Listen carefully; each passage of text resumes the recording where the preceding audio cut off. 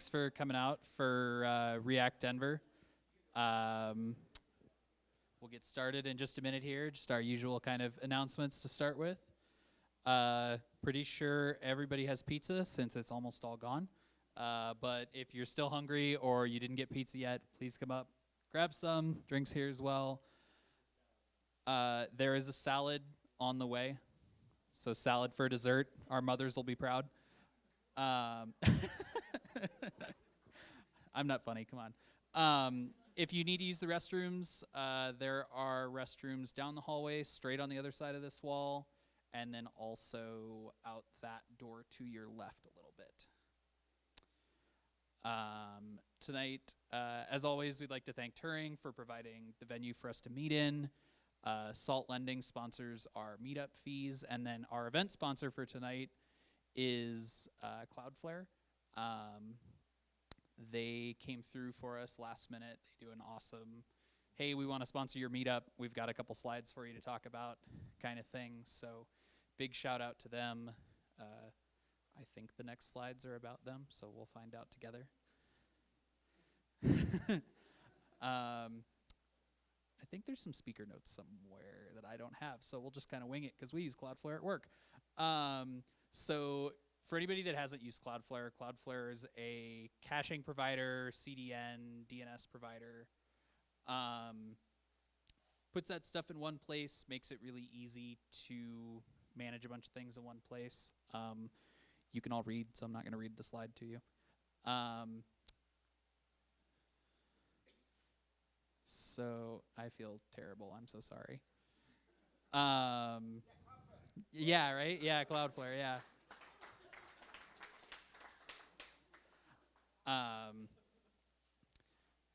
Yeah, so essentially Cloudflare lives between your users and your actual services.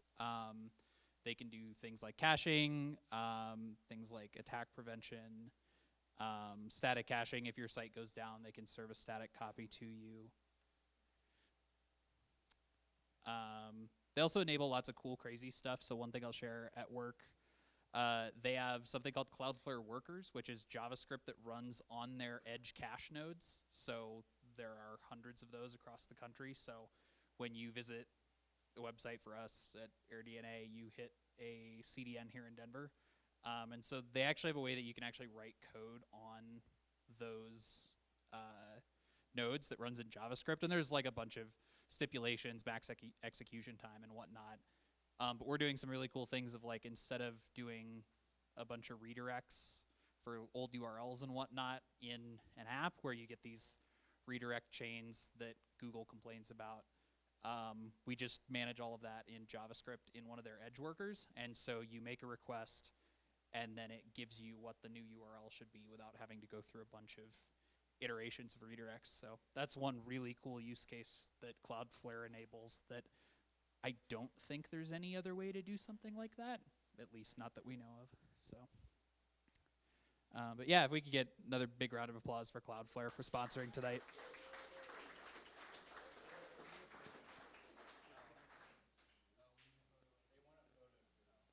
Oh, so we're all going to take a picture to send to Cloudflare.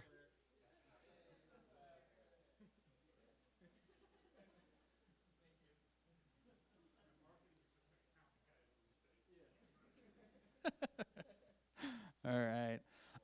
As always, thanks to our Open Collective supporters. Still kind of new, and so I'll give a little bit of info about Open Collective. Open Collective is how we run the finances for the meetup. So it gives us an easy way for people to contribute if they want to, for companies to sponsor. There are some like suggested plans at a couple different tiers, but you can donate once, you can donate monthly, you can input custom amounts, you can kind of do whatever.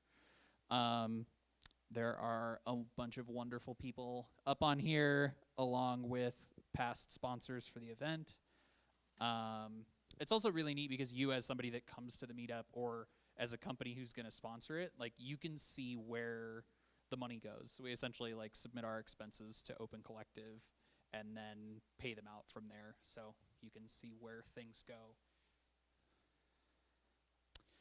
All right, next up, we'll run through who's hiring really quick. if you didn't have a chance yet, please come write that up here. Just so we usually tweet a picture of this afterwards, and then people have it written down they can reference. And then if you are hiring and you want to come up and you want to say a little quick piece about the job or the company, please come on down. And if everybody that wants to say something about a job, please all come down together, and then we'll just run through you real quick.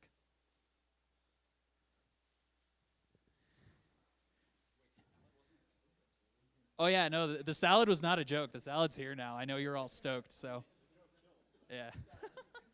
So, but yeah, so anybody want to talk about a position they're hiring for?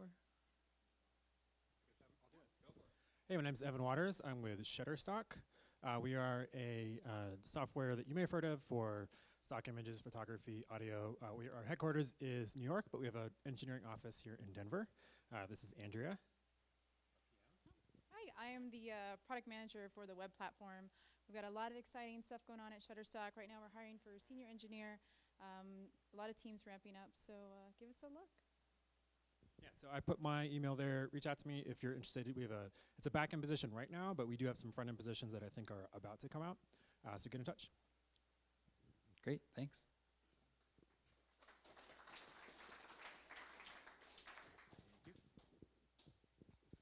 All right, so my name is Kevin Willer. I own a company called Modern Geosystems. So it's been in business since 2006. I started out as a Ruby on Rails consultancy. Anyway, I'm much older than that. I've done software for 36 years, so I'm pretty ancient. But anyway, so I've got a client in downtown Denver is looking for a senior Rails and React developer. It's a contract position. Can start as early as May, and then it'll go through the fall, I think so. And so if anybody's interested in that, it might turn into a full-time position at some point, but it's certainly a good contract position in the short term. But the big company that nobody would know the name, but I probably am not supposed to say it right now. So, all right. Thanks.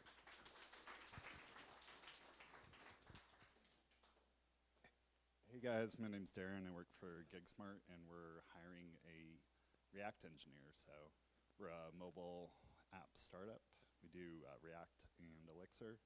We wrangle flow types at the moment, but we're switching over to TypeScript. So you can see the jobs there, jobs.gigsmart.com. Thank you so much. All right. I don't have any announcements for this month. Actually, I'll talk about next month's meetup.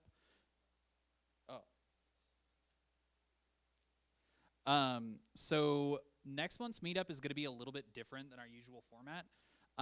So there's an event going on called React United, which is a Voltron meetup. So it's Milwaukee, Chicago, and Pittsburgh, I think, and us. So we're doing like a live stream collaborative meetup where each meetup is going to give 1 or 2 talks that'll be played at the other ones. Sounds really neat and something very different. The kind of different thing about this is we are going to be starting earlier since all of the others are they all in Eastern, or maybe one's in Central? Anyways, it's later at night there now, so we're going to be starting our meetup at 5:30 p.m. next month.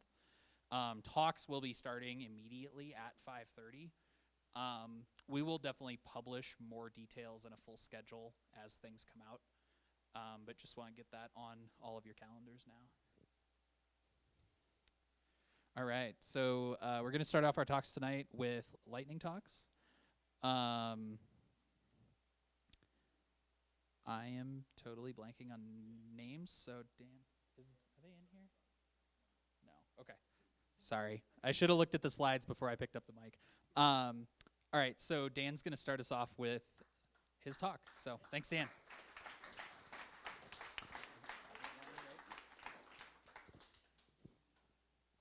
Hi, y'all. I'm super excited to be here. I've just got a quick announcement. This is more of a public service announcement, really. let me first say, I apparently have a terrible habit of not telling anyone who I am in my talks, so I'm going to get this right this time. My name's Dan Levy. I work at Lambda School as the web program manager. Okay. So what I wanted to talk about is what's a senior? My students ask all the time, can I apply to a senior role? And the answer is yes. Senior doesn't mean anything outside of the context of a given company. It just means that you've been anointed a seniority label above, I guess, a mid.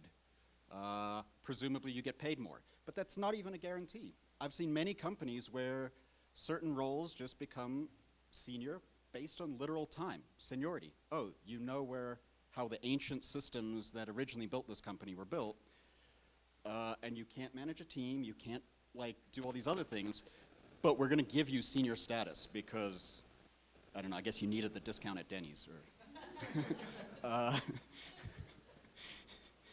have to credit one of my colleagues for that joke. It was, thanks, CJ. So really, senior is a relative term. It means nothing. It maybe means something when you're trying to negotiate on your team, trying to level up in an organization. But I promise you, a senior at a consultancy or marketing company is very different than a senior engineer at NASA. And in fact, actually, a senior engineer at NASA may not even involve as much of the social and mentorship needs in other cases. You may literally just need to know how to operate the dang rocket. That earns you seniorship. I don't actually know, but my point is that it is very variable, and don't let that senior title block you from applying for a job. It doesn't have any bearing. The requirements barely have any bearing. So definitely don't let that senior thing block you or get in your head. It really is just that. That's basically the sum total. This has been a public service announcement. Don't let senior block you. You can be a senior if you want to. Thank you.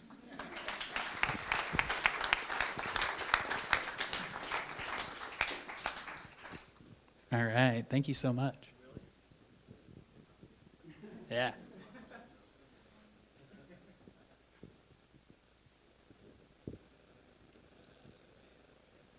Oh, do you have stuff to put up on the TV? Yeah, one sec. It's just AirPlay.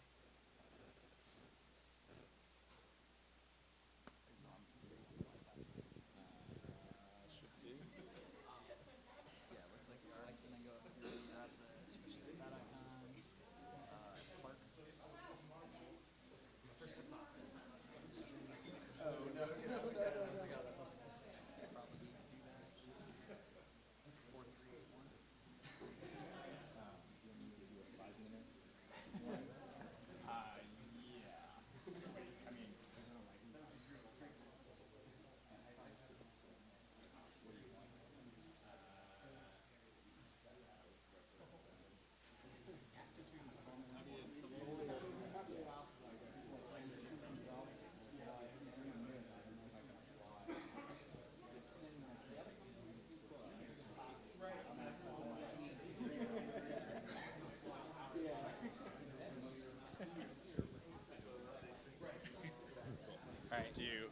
All right, and then I'm going to use the handheld mic. Oh, I can.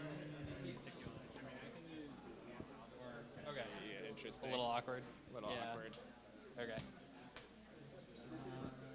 Not a mic stand. Yeah, here, just go for that. All right. I wonder if I can actually just do this.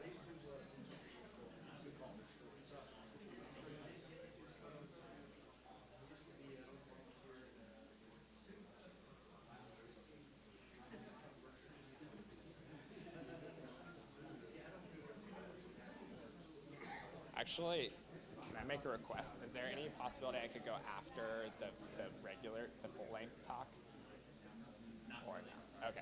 Okay. Cool. Yeah, that's fine. Yeah, that's fine.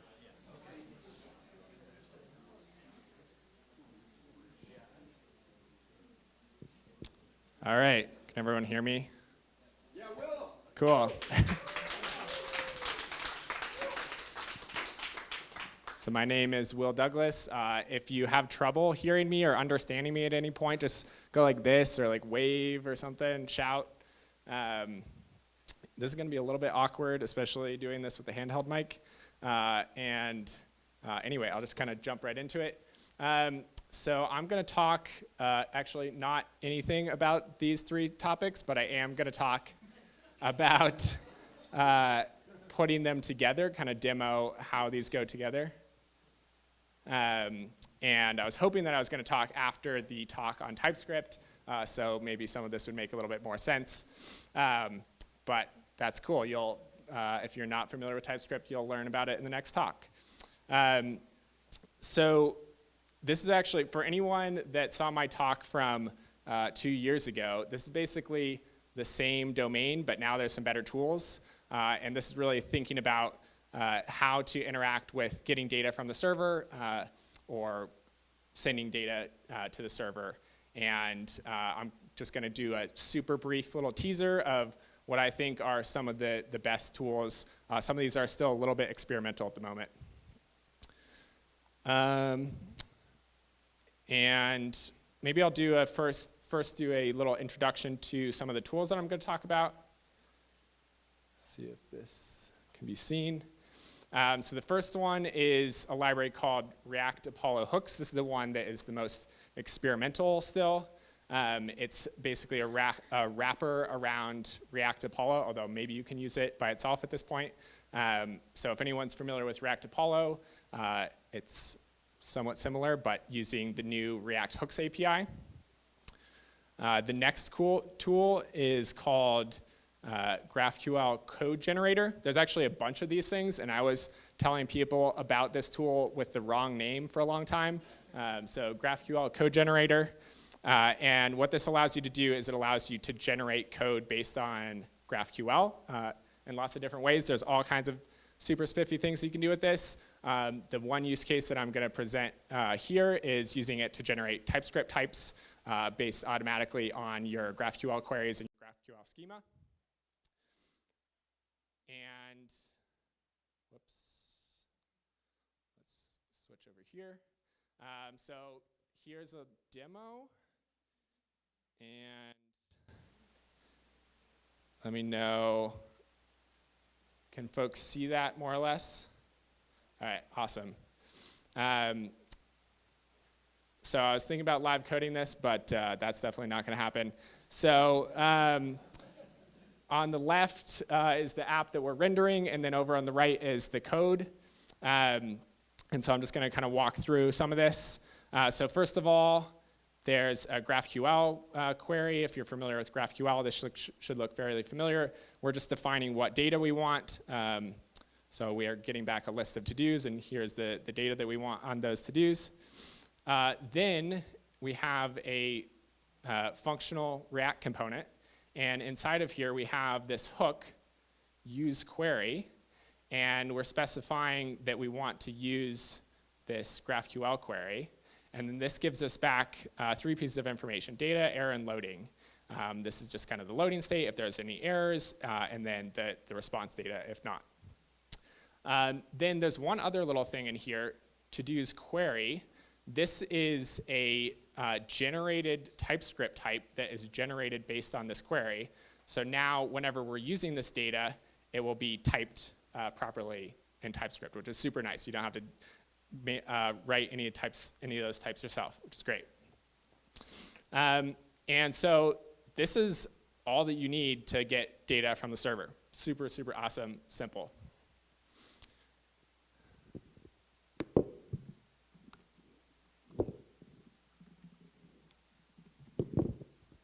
And I'll just show you really quickly how this looks for doing mutations, for making changes.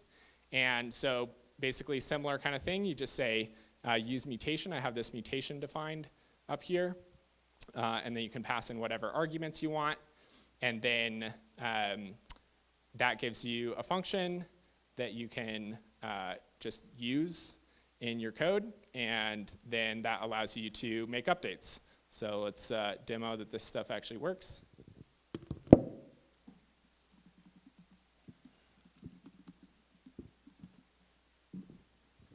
So we can go ahead and, oh, I guess I didn't actually demo the thing that I have the code for on the right. So let me demo that. So we can, I guess I haven't finished giving lightning talk, but anyway. And so that is just the nicest way that I know to work with data. I'm going to sneak in a few last little nifty things here real quick. So one thing that's nifty is that, first of all, so if anyone has heard of suspense, it's a new React feature that there's some kind of limited capability for it now, and they're working on more capability going forward. So there's an option to add additional arguments here. Do this. Oh man, and my S key doesn't work. This is a challenge. Yeah, right. Oh man. All right, so if I add suspend true, then I can just delete that code, and I can delete this, and you'll see, well, it's too fast. I would have to slow down the network, but briefly as I load the page, there's still a loading indicator, and this actually comes from our suspend fallback. So this would allow us to say, okay, we can have a whole application of data, and we are just going to act like we're getting data synchronously in here, and then we can handle loading indicators completely independently, which is really nice. And then the last thing that I'm going to squeeze in here before I completely run out of time is to say that one thing that's nifty about hooks is that they're composable, and so you can start to do other nifty things. So let me put the mic down real quick.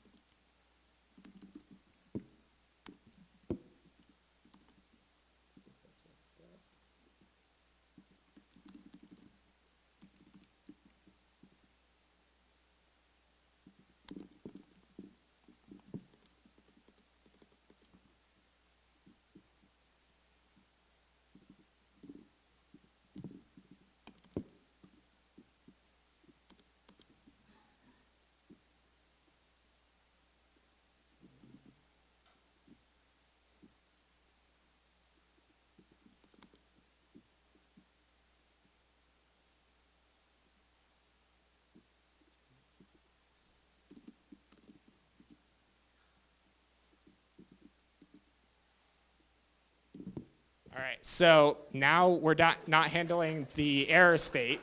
So what just happened there? So behind the scenes, in use custom query, if there's an error, we just throw the result, and then we have whoops, that's not right. We have, going back over to the app, we have an error boundary that will handle error cases. So just to demo that real quick. So if I add another thing on here, my linter is going to say that it's not valid, but if I ignore that and my S key is still not working. Okay, so now our network, or our error from the network, is just handled by our error boundary. And I think that's all I have time for. Thanks.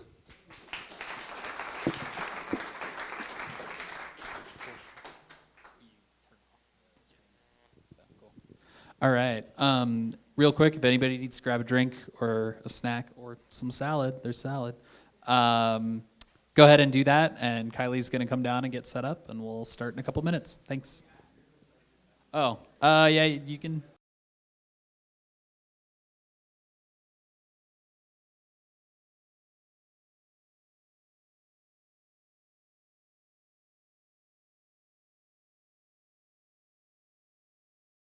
Because it's long. So my main curiosity is that the benefit to hooks is we can avoid class components. Other than the composable part, which I like, what is the benefit to using this hooks versus the higher order component, which I think you could still use with a functional component and you'd have no issues with it, right? Pretty sure I've done that. So what's the benefit? Yeah. Good question. So I personally think the API is just easier to work with, especially for when you have a bunch of different mutations, for example. If you have like a query and a bunch of different mutations all for the same component, then instead of having to have the higher order component being used a bunch of different times, I think it's just a nicer API. And then in particular, I would say it's specifically nicer when it comes to using the auto-generated TypeScript types. So that library has, it's kind of a plug-and-play plugin system where you can there are different plugins for generating different types of things based on GraphQL. So they also have ones for higher order components, which I've used, but in particular for that one, the hooks generated types is just a lot nicer.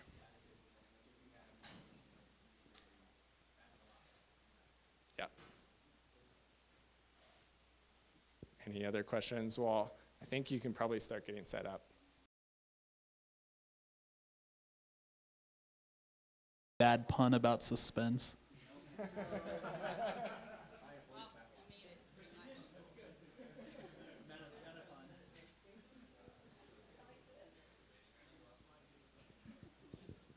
All right, let's go ahead and get started. You knew you weren't going to escape the puns, Dan. Dan works with me. You should pity him. So, all right, so we're going to get started here. Kylie is going to talk to us about TypeScript. We're going to do questions at the end of the talk, and I'll bring a mic around so that everybody can hear you and so the live stream gets the questions. So take it away, Kylie.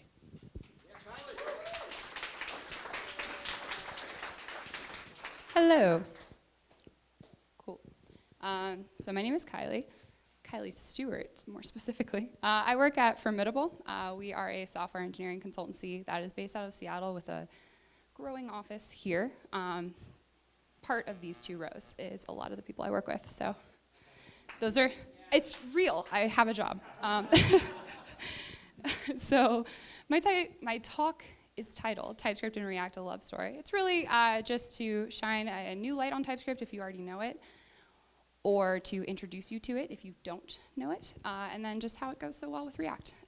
So there's definitely still a heavy swing towards React at the end. So starting strong. You might have heard of TypeScript already. A lot of JavaScript developers, a lot of React users specifically are talking about TypeScript. It's the new hotness, all the rage. Just kidding. It's actually been around for quite some time. But I feel like it's gotten a lot of people talking about it right now. So it's becoming more of a topic of discussion. It's also becoming less and less painful to init with React specifically. In fact, it's actually supported out of the box in Create React App. So you can officially flag TypeScript when you CRA your new application, and there you go. You can work with TS. So what is TypeScript exactly? More specifically, it is a superset of JavaScript, so it's still very closely tied to the language you're familiar with and comfortable with. It just provides optional static type checking, which is really designed for large-scale, robust applications. A lot of code where it's not super co-located is really advantageous for TypeScript. I'll get more into why specifically, but it still compiles down to JavaScript, and that's kind of the biggest takeaway. It's not as uncomfortable as a lot of other type systems might be to both get started with and then implement in an existing application. So the whole point being, you still have JavaScript at the end of the day. If you're really into minified code, you can still debug your favorite minified bundle. But the point being, you can still type with types, so your code is still type checked. There's a couple differences between statically and dynamically typed. So JavaScript is a dynamically typed language. That means we have types that are interpreted and inferred based on other existing things in your code base. There's no compiler to do the type checking for you, so you're getting runtime value. So you might have an app that crashes further down the chain than you had expected. just because you didn't really realize you were passing a number to a component that was expecting a string or vice versa. Basically, you can have more issues at runtime in these dynamically typed languages than you might have at a statically typed language, where it's a compile time that your types are being checked. And every variable must be declared and typed. So you really have a lot of enforcement over the code that's being run really before it even runs. So you have it compiled and then running versus a dynamically typed language where it's running and then you're hitting those errors. So to compare the two, let me zoom in a little bit. It did the thing. Okay. So we have a button component, really, really simple, not a lot going on here. Obviously, just spreading props into the button. Hopefully they work. And then you have some default props being established, and that's pretty much it. So obviously, when you're spreading these props, there's a lot of stuff that can make it into that button that may or may not work. Some of those will cause bigger errors, and some of those won't really throw you a lot of errors. So this is a pretty dangerous way to do it, but it works because JavaScript. So compare it to TypeScript. Sorry about the cutoff down here. So we've established some button props. These are button props that are specifically designed to be passed into this button component that you've defined. Obviously, it's a little bit of overkill for a button component, but this is purely to show you some types that are being established. So you have a static default props. That's just a partial of the button props. So it's not everything that's included, but it's some of. And then you have them just being initialized to a value before we actually pass in those props later in that same pretty unsafe method. However, you can tell exactly what's actually going to get into this button. And when you're looking at the component in another file, you actually know more about what you're passing into the button component that really just wraps a button. So you have a better idea of what was designed to be surfaced to this component and a little bit more of a rigid system. So if you try to pass in extraneous props, it's going to throw an error. It's not going to build. You're going to have issues further up the chain so you can realize kind of where you're going wrong before it actually runs. Additionally, pretty explicit error, it's going to tell you, say you pass message into this button, it's going to say message is not a prop that this button accepts. So you either have the decision of creating that prop within this interface or getting rid of it because you did something wrong. So I'm going to zoom out, hopefully correctly. Maybe. So what else? What else is going on with TypeScript? Obviously, there are some types. You see them. We can see how the code looks a little different. And loosely understanding types, knowing that you can't pass additional types into that component is really kind of what understanding types looks like. So what are more features of TypeScript? What are other ways we can kind of make these types more robust or make this a little more definitive of a component? So one big part, that iButtonProps you saw is an interface. You saw it declared as interface iButtonProps, and then just an open object and define those types. So interfaces exist as a contract for your component. They'll warn you if you're missing a prop type, you have the wrong type provided to that component, a number of other things. And I'll get into more details about what we can do with these interfaces, but it's important to know that this is a contract for the component. Oh, wow. Went in way too far. Okay. Same code you just saw, really. That's the biggest point. Interface is defined here. We know that question mark means it's optional. So you know you need a link string to pass into this button. That button has to go somewhere. It's required. You can't have a button component that doesn't have an href. However, disabled and size, totally optional. Could go either way. You don't need to provide them, but if you do, the component knows what to do. Apparently I'm 200% zoomed. We'll see if that is okay. So unions. Unions are a way to define multiple types within that interface. So let's say you have href. It could be a string. Could also be maybe a very specific type, which I probably could have put enums before this. But maybe it's an enum. Maybe it's not necessarily a string, but it's a reference to another object. Unions are pretty crucial for defining multiple types. A good example here is a message. Maybe your button has 2 messages it needs to render, or just one, or maybe one if the other. You can pass message to this button when you add this to the interface, and it can be a string or an array of strings, as you can see is defined down there. That single line is meant as kind of an OR within that union. A little different than the JavaScript OR we might be more familiar with, but you are allowing it to be either of these types. So that also kind of addresses the fact that if you define it as a string, you can't pass an array of strings. It's still just a string. It can't be multiples. So if you do want explicitly multiple strings, you have to cast that type in, and unions are a way to do that. Enums, as I just mentioned, are kind of another way to define a type. It's really helpful if you have explicit types, maybe like social networks. You have Facebook, Twitter, Google+, I guess no longer. But those might be defined within your enum. So what that code looks like, still pertaining to a button component.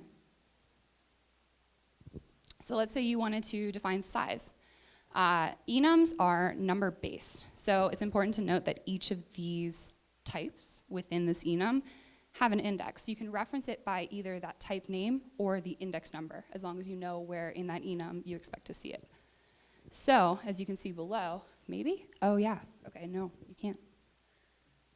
Button size is an enum, so it's therefore a type. You can reference it as size, and therefore you know that every time you are referencing this component, you can either maybe have this enum defined in types or utils and pull it in and reference exactly this object so you know that there's no disparity. You spelled small wrong.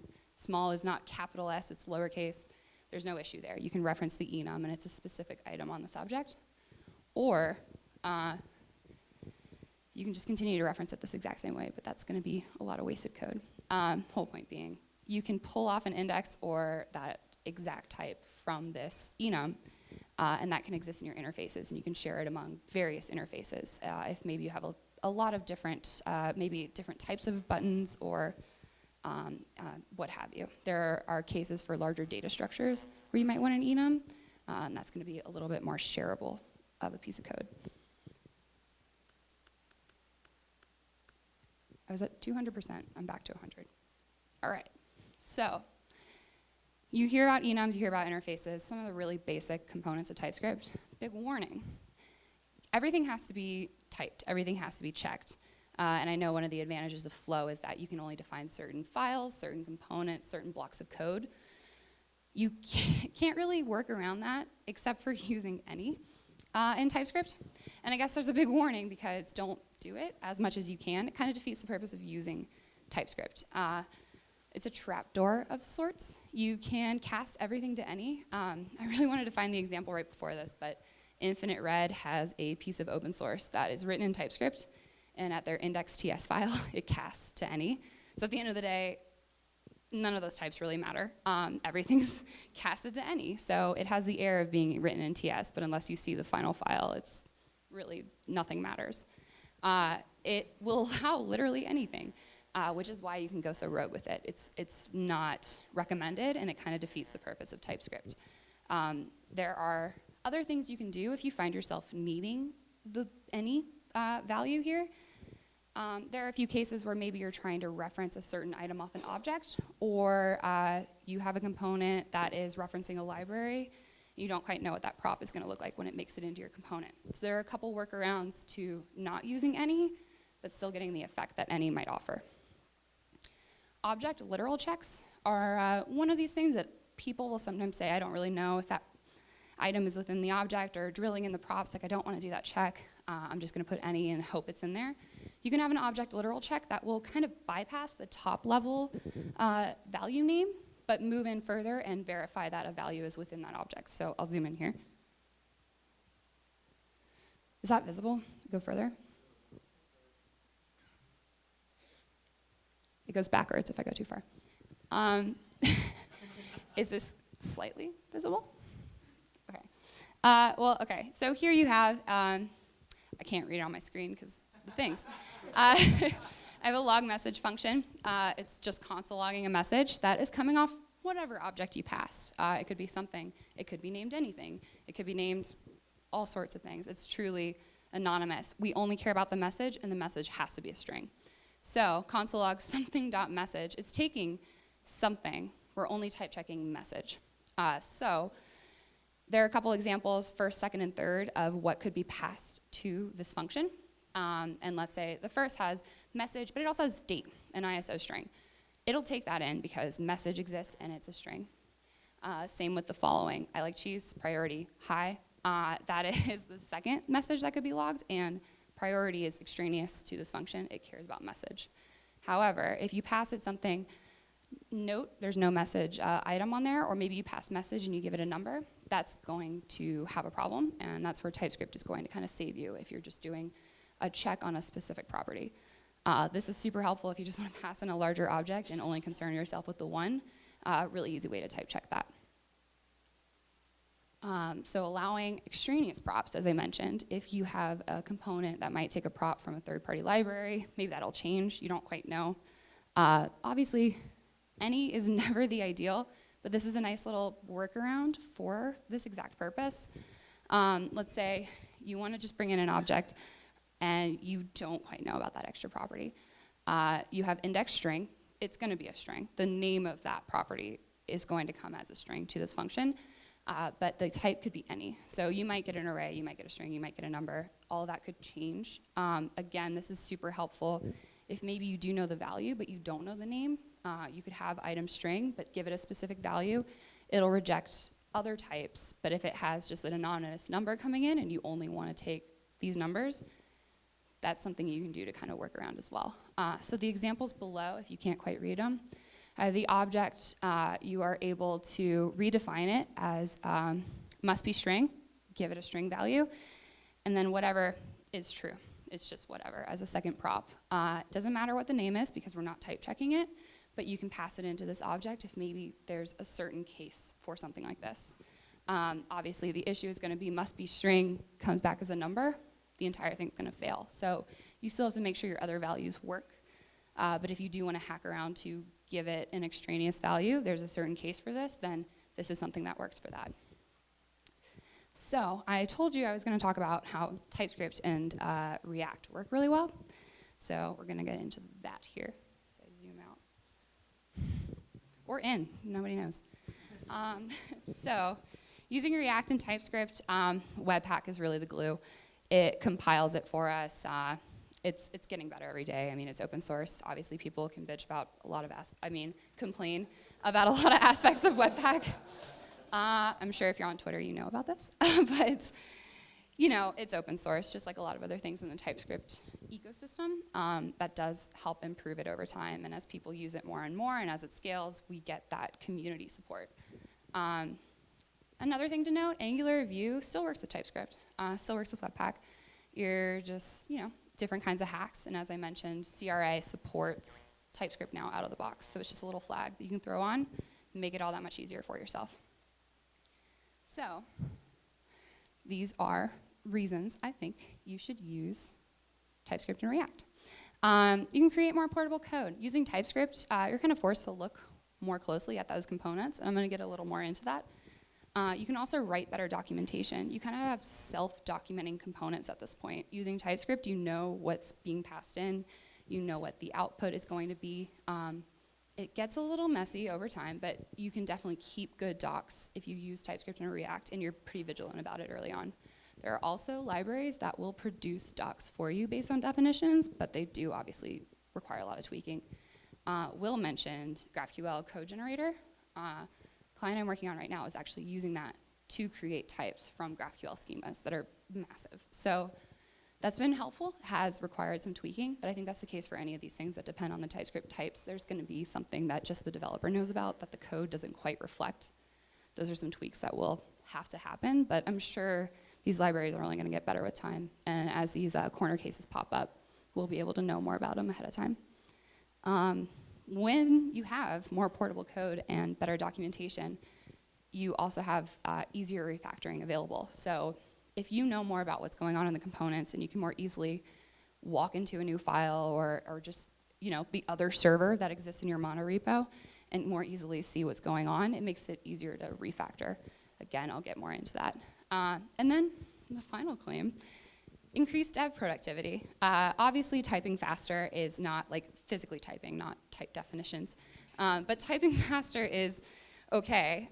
But using tools to help you kind of infer off the existing TypeScript definitions in your code base will help you be more productive in the end. So what you're going to depend on, oh good, white on teal, not a good color combo. You're depending on TypeScript errors. So when you're setting up maybe a brand new application to use TypeScript and you're setting up your TS config, maybe TS-lint, maybe ES-lint, both support TypeScript linting.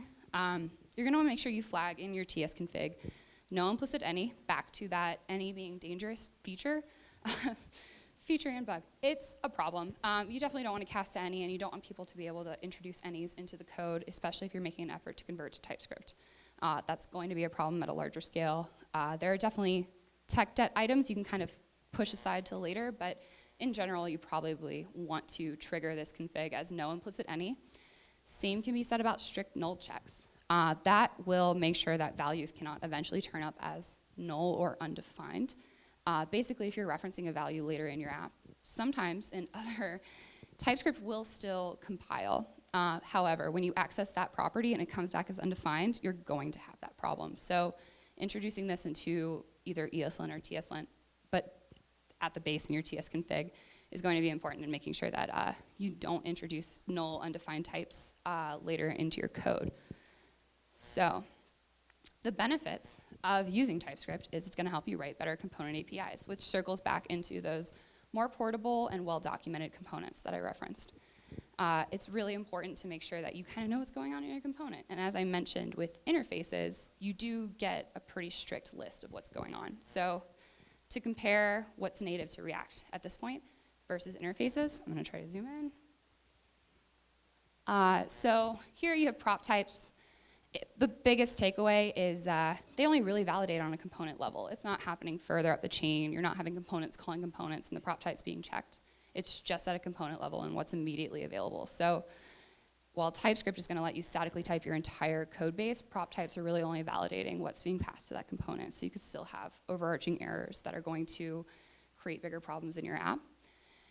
And then you have the code side by side. So an interface, I feel, is pretty thoroughly defined. I think another advantage is you can export these and reuse them, while prop types are to your component and they're tied into React. So you're not really exporting that object. You could define it and do that, but that's not going to provide the same so-called type checking that prop types was designed to provide. When you have interfaces and you're thinking more thoroughly about these component APIs, you are also composing better props and state. I think it's more easy to kind of separate the two when you are doing types. Is this loading state necessary for the entire app? Is it specific to a component?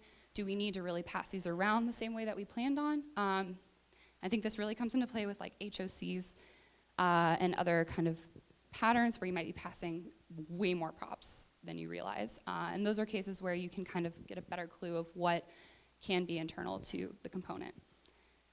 And this contributes to refactoring. I think everyone's seen this at some point in their life. You pick up a very small to-do and realize why that to-do was there, pretty much. You pulled at it, and it is way worse than you thought. I think TypeScript does kind of help with that. It does give you explicit errors to trace back to maybe where that is happening. It makes it a little bit easier to refactor because you have someone basically guiding you, like message is not accepted. Okay, well, I'm passing message to a component that doesn't want it. Either that component wants it or I need to handle it within the thing that's passing it in. It gets a little bit easier to refactor when you're using TypeScript through a whole code base and not just a selected portion. I guess that's subtweeting flow in some capacity. Anyway, extending interfaces is also a way you can help with this kind of refactoring pattern. Maybe you have components that are handling a lot of logic and they're passing things to components just rendering small pieces of data. You can look at the entire props that are being passed and then extend an interface to only include what you want. So the example I pulled up here is a little bit of a reference to an HOC pattern, which can very quickly become an anti-pattern. If you're passing 200 components in, or 200 props into your component, it gets gross, and you don't always know what's going on. So a good way to very clearly define what should be available, you can either extend on the interface and explicitly reference all of those, and then also this message string needs to be available. So we want all of the user data, but we also are going to greet that user, so we're going to take a message as well. And that's a way you can have just an exported interface from the component and then reference it in smaller components further down the tree that might need all of that data plus one without having to affect the structure higher up. Another thing you can do in extending interfaces, you can pull in an interface, and I really should have written this one down so you could view it and I don't have to describe code.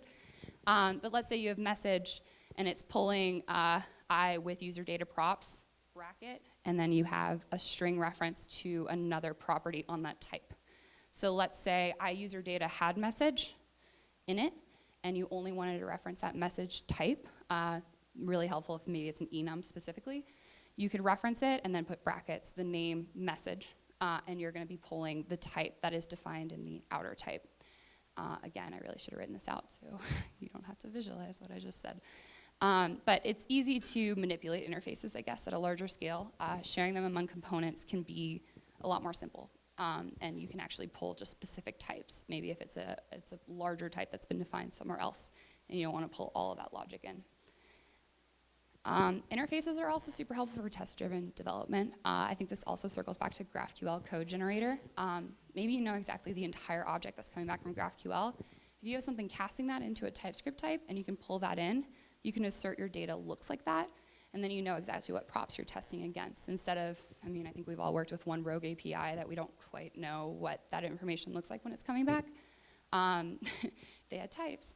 But yeah, in general, to be able to kind of test your own GraphQL queries and mutations, I think it's super helpful to have these types well defined, especially when they reach 100 plus lines.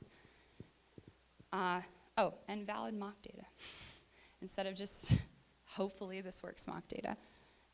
So I've covered how you might be able to create more portable code. Again, thinking about those APIs is key. Writing better documentation and easy refactoring, I think they all kind of go hand in hand. The better and more well and clearly defined your components are, maybe closer to functional programming kind of defined, very isolated concerns, the easier it is to refactor, the easier it is to look at that component and see what it's doing. But how was it really increasing dev speed? Is it actually that productive? Automatic type acquisition. It's super handy if you're a VS Code user, especially. VS Code is looking at declaration files for all NPM packages. I realize this GIF is kind of hard to follow because it's just sampling all of the types that are available from server. So defining exactly how it's getting all of those methods available in the class is, I think, a better option. But it's reading the declaration files from third parties. It gives you really clean errors as a result of that. So maybe you're pulling in a package and you think that method is named something, you type it out, you realize it's totally different, but VS Code will give you the auto-completion. So you save yourself the time of looking at the docs, you save yourself figuring out why it's just not working. And then it helps you refactor. Again, back to those types being handy and kind of autocomplete accessible. It makes it a lot easier for you to kind of autofill things, especially if you change maybe a prop name or something higher up the chain. Makes it easier for you to pass that back down too. And then you just know the component API before you dig into the code. You can write the component, dot, it's going to give you the methods available. It usually goes by most recently used, but if it's the first time using a library, it might just give you alphabetical. Maybe if this is the top use, I guess I haven't quite determined what VS Code prioritizes. Either way, you know more about what that library or component is offering than you might with just no auto-completion. Which brings me to, it's really the Clippy of JavaScript. It's pretty handy. Clippy was handy. He's obviously a little over-engineered, but he did some stuff. Your grandma used it for some kind of letter type at some point, very specific resume, things like that. Here's your example. They do make extensions where Clippy can hover around your VS Code, but obviously that's kind of a nightmare. But it's pretty handy. You know, like to lowercase, oh, I need to capitalize the C. Stupid syntax, but I need to do it. Or it's just not going to work. It's not like you can bang your head against that for so long. So here are some resources if you want to just try TypeScript out for the first time. I really think the TypeScript courses are super helpful. The fundamentals kind of cover a lot of the basic definitions, interfaces, types that you can use. TypeScript Lang will show you how the code compiles down. So you can either type TypeScript in and it'll minify it, or compile it to JavaScript, or you can do the inverse of that, right? JavaScript, and see loosely what it would look like in TypeScript. And then there's a deep dive in this Gitbooks, forget his name, but bazarat.gitbooks.io. He has a really, really thorough run-through of really basic TypeScript information, as well as some advanced stuff. Additionally, I have some other links in the README on these slides, which are hosted on GitHub and have been posted to the meetup, that you can kind of see other links that I've referenced. I think the Facebook in React docs are super helpful, and there are a few others that I'm forgetting off the top of my head, but thank you. That's it.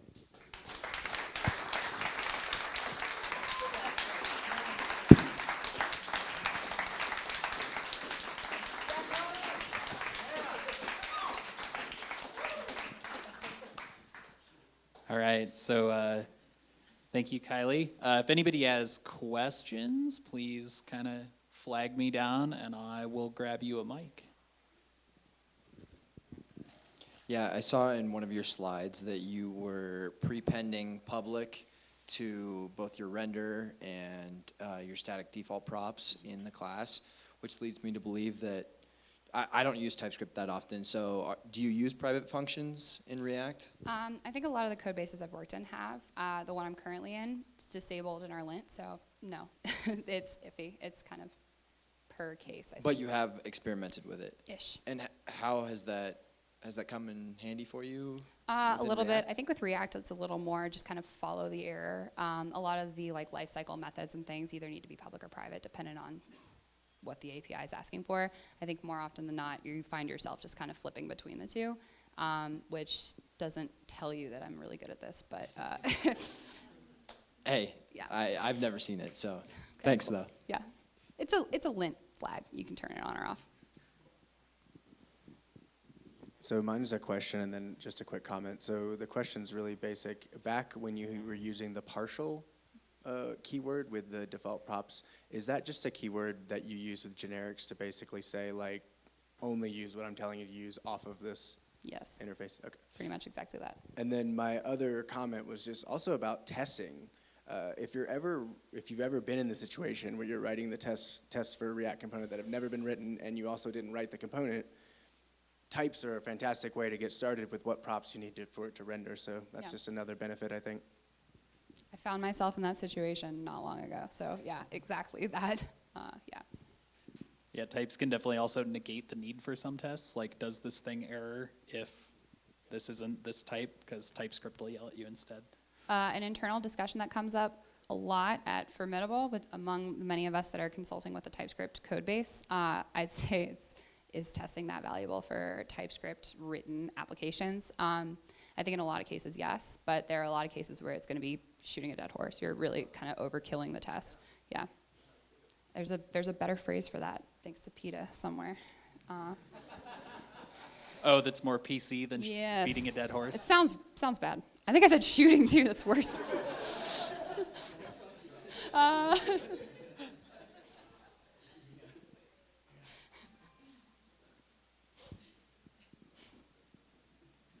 So just a couple comments on testing. So I come to TypeScript from a strongly typed background. So writing code in C and then spending nearly a decade writing C++, and then moving to JavaScript, but getting infuriated that there were no types for all the reasons you've discussed. So, but in terms of testing, I just want to make a few comments. It's pretty important to still test anywhere you're marshalling in and out of TypeScript. So I don't know if you made it clear, but prop types will check dynamically, and it'll check the actual object, whereas TypeScript won't. And so you can specify whatever interface you want, but if the user is invoking your component from JavaScript, they can type in anything they want, and then you'll be confused because it'll say, hey, this is undefined, and you'll say, wait, what do you mean? The interface says it can't be undefined. Well, JavaScript doesn't care, so you have to be careful about testing at those marshaled interfaces in TypeScript. The other point is when I first was introduced to static typing in college, so a long time ago now, I've got the gray hair to show it, I was under the impression too that, wow, all this typing is so great. Once it type checks, gotta work, right? Until I failed my first assignment because nothing worked, mainly because there was actually a logical bug. So types, they can reduce the amount of type checking you need, but the marshalling is especially, you gotta be careful. Especially when you're using third-party libraries that don't have types. I meant to shout out definitely typed because typically if the library doesn't have it defined at the root, you might have some good-hearted open source contributor who's put types into definitely typed, which is owned by Microsoft, who also created TypeScript. So it's kind of going to the sole source. But you will still find yourself defining libraries to any and then hoping it works because you don't have access to that interface. So yeah, there's definitely still a lot of cases where you're going to need to be doing some very thorough. It's not a one fix for every bug in your application, and especially on those margins, like you said, the places where React and TypeScript might have met but not quite interacted the way you hoped. I'd say in a lot of cases too, there are instances where prop types are incompatible with TypeScript, and you totally have to get the prop types and then hope that the types you've defined in TypeScript are working. I found myself, we were converting a bunch of components where we were having a lot of issues with what prop types are defined as from Facebook at the root of the API and being incompatible with interfaces. So you find yourself kind of falling on either edge of that. It's not like you get to keep both. You have to pick one. So that's something you will run into as well on those same margins that you're describing. Yeah, and for definitely typed, by the way, anytime there's a library that doesn't have types, you do import, just it's @types/ and the same NPM package name. Yeah. And then you hope it installs, and you hope the guy who wrote it, you hope the guy who wrote definitely typed did a good job, because they're not always right. No, they're off. I'd say 50% of the time they're not up to date with the latest in that package, and sometimes the maintainers don't even know they exist. So there's no way to update that. Yeah, buyer beware. So I have a question on I noticed on that last slide you had dev productivity, or one of the last few. There was something about that. You had a question mark, or increased dev speed. IntelliSense. Yeah, so so I found a lot of people who are struggling with where they have 10 files that a type has got lots of bits of detail trickled throughout in, say, an Angular code base. I'm not saying that at a React meetup, right? You get out. Yeah. Hey, I didn't do it. These are friends, I swear. I'm asking for a friend. So if you've got a alleged Angular code base with like 10 files relating to a component and a service component service, so like the struggle was that there's like saying, hey, I wish I could go back to IntelliJ where I could deal with automatically doing these things, and they're reaching for these heavy-duty tools to deal with these changes or changing shapes of types that get trickled throughout. And it's, I don't know if it's a side effect of Angular, but it seems to force people to leave details about the shape of their types. Is this something that your experience in React avoids, or how many files are typically involved in defining types? Do you co-locate them with your components? It's probably not a quick answer. Yeah, not the quickest answer. I two code bases that I've worked in that are a large production scale in TypeScript. I'd say one, the types were defined to the component, and if they were shared, they were exported from that component, so you knew to look at that component. But in that same case where it's trickling through, you still have to kind of follow that chain. But I'm sure you could write the code to be more well-defined so you're not actually passing things that far down. Or having a utils folder, or maybe a heavy GraphQL kind of server, currently in a monorepo where like the server is typed and part of the front end is typed and everything else isn't. So you have to go and look at that GraphQL type and then kind of find the component that's using it, or maybe the HOC that's created to use it, and then look at that type. I still find myself following things. However, in VS Code in general, if there's a type and you're having a big error, right-clicking and go to definition works 9 times out of 10, maybe even more than that. It goes to the correct definition, and you can look more closely at that interface where maybe it's in a file you didn't even know to look in the first place. So you're still like relying at least on the ability to A lot of the VS Code integrations, yeah. But Microsoft, thanks. Yeah. Yeah. Still works in JavaScript, but hey. Yeah.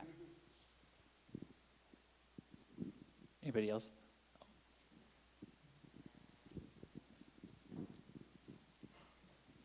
So, like, I recently was doing some TypeScript stuff and kind of ran into some errors when, like, using an external library. Is this like type definition thing that you guys were just talking about? Definitely typed is what that's called. Yeah.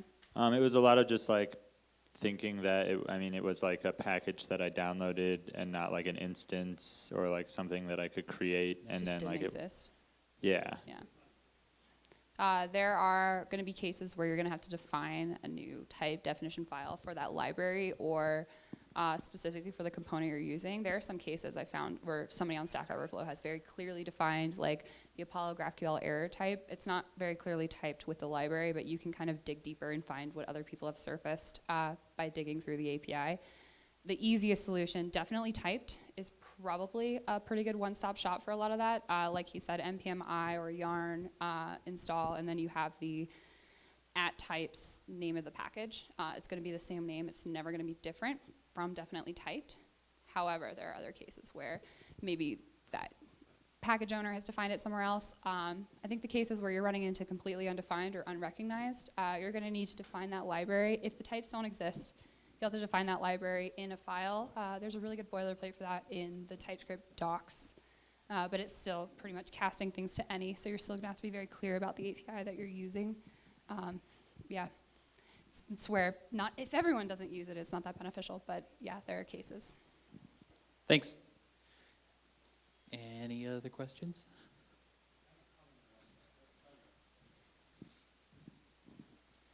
Hi, thanks. It was a great talk. I've never used TypeScript, and so it was a great introduction. I'm convinced. However, convincing my boss would be a different thing, right? So I don't know that I can say, hey, boss, can I take the next month to do this to the entire code base? So is this like a thing you could do piecemeal? Yeah, absolutely.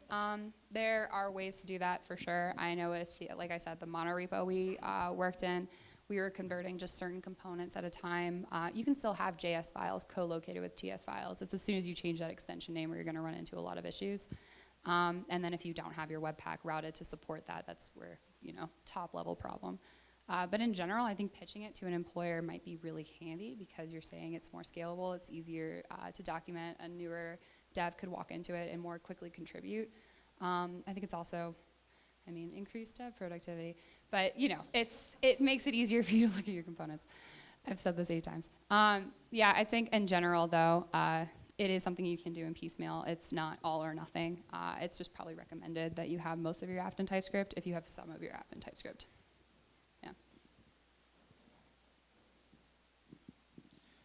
I was just gonna add something really quick on the flow versus TypeScript of not being able to partially do things. The big difference is that in Flow, you can go in and out of Flow within a file with comments. And in TypeScript, if it's a .ts file, it's gonna parse the whole thing as TypeScript. So in a React app, you can still do you can opt into using TypeScript on a file basis by changing it to a .ts or .tsx file, but you can't go in and out of it in the same file. So. Anybody else have any other questions? Did you have a question? I have 2 comments about that comment. We don't have to make them. All right. Does anybody have any other questions? All right. All right. Thanks, Kylie. Cool. Yeah.